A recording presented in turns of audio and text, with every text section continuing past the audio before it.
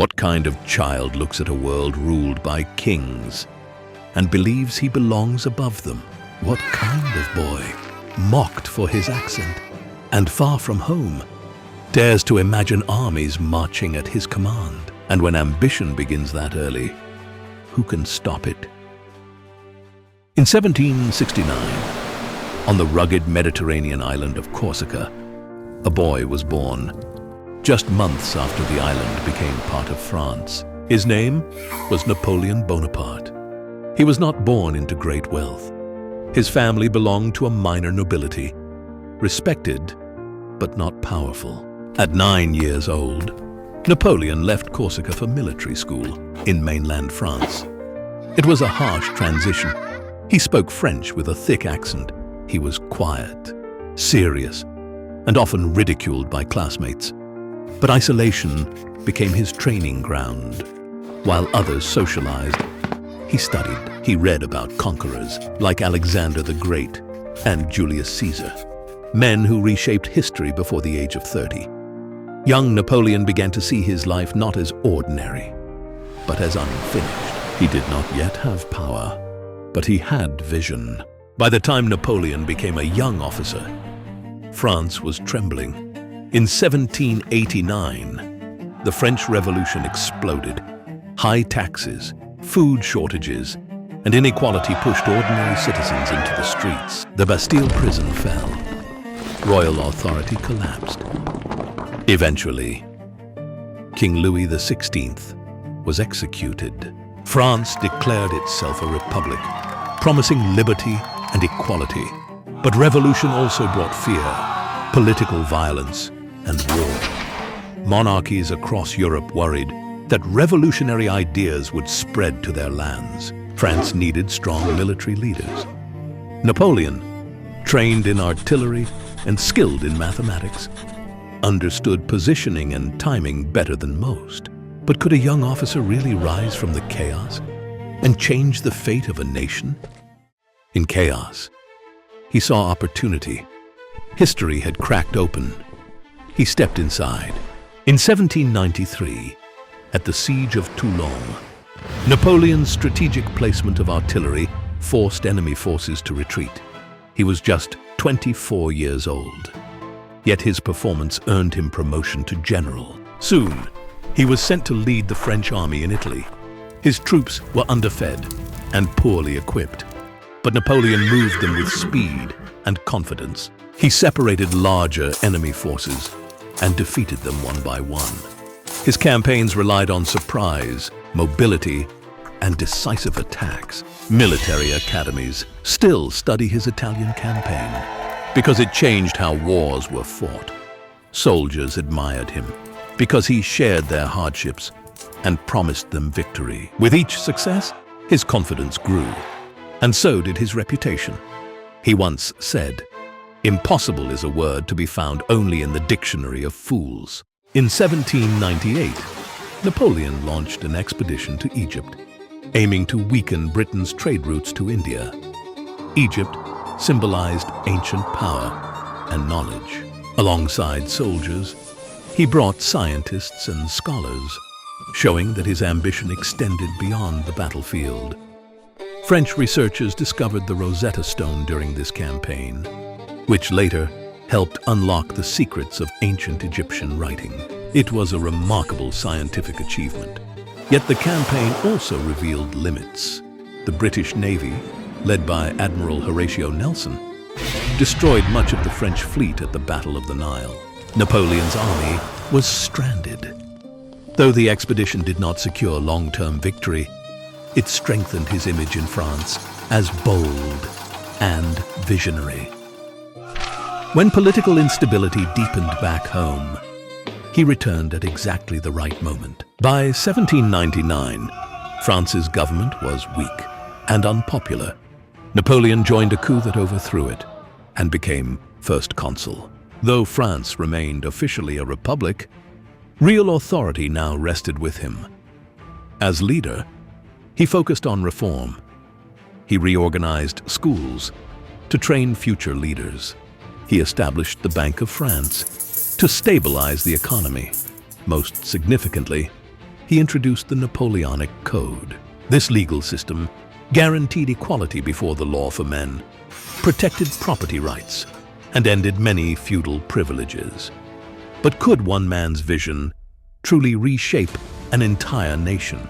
The Code became one of his most lasting contributions, influencing legal systems across Europe and beyond.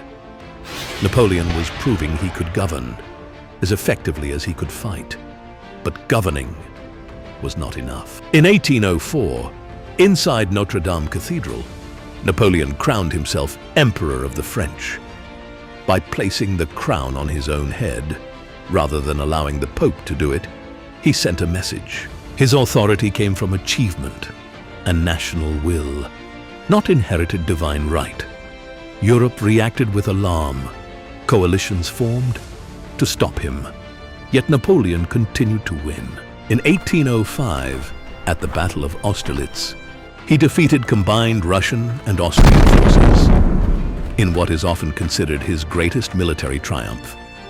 His tactics, drawing enemies into traps, timing attacks precisely, remain studied today. At the height of his power, much of continental Europe was under French control or influence. He placed relatives on thrones and reorganized territories. It seemed nothing could stop him. Napoleon once said, "A soldier will fight long and hard for a bit of colored ribbon." How do you defeat a nation that rules the seas? Napoleon attempted to weaken Britain through economic warfare known as the Continental System, blocking British goods from European markets. He believed economic pressure could defeat his greatest rival. For years, his empire held strong. His armies were disciplined, his strategies bold, but expansion required constant control, and not every nation welcomed French dominance. Ambition kept pushing him forward, and ambition rarely knows when to rest. In 1812, Napoleon invaded Russia with over 600,000 troops, one of the largest armies Europe had ever seen. He expected a decisive battle. Instead, Russian forces retreated, burning crops and supplies, leaving nothing for the invading army. When Napoleon reached Moscow, much of it was abandoned and later consumed by fire. With winter approaching and supplies dwindling, retreat became inevitable. The Russian winter was merciless. Freezing temperatures, starvation, and disease devastated the army. Of the hundreds of thousands who entered Russia, only a fraction returned. The campaign shattered the image of invincibility. Europe sensed weakness. By 1814, Allied forces entered Paris. Napoleon abdicated and was exiled to the island of Elba. Yet, in 1815, he escaped and returned to France, beginning the dramatic 100 Days. Soldiers sent to arrest him joined him instead. Europe united once more. At Waterloo in June 1815, Napoleon faced British forces under the Duke of Wellington and Prussian troops led by Gebhard Leberecht von Blücher. After hours of fierce fighting, reinforcements tipped the balance against him. This defeat was final. He was exiled to St. Helena, a remote island in the South Atlantic. There, far from battlefields and crowns, he spent his final years reflecting. On May 5, 1821, Napoleon Bonaparte died at age 51, his body finally succumbing to stomach cancer. His last words echoed his life.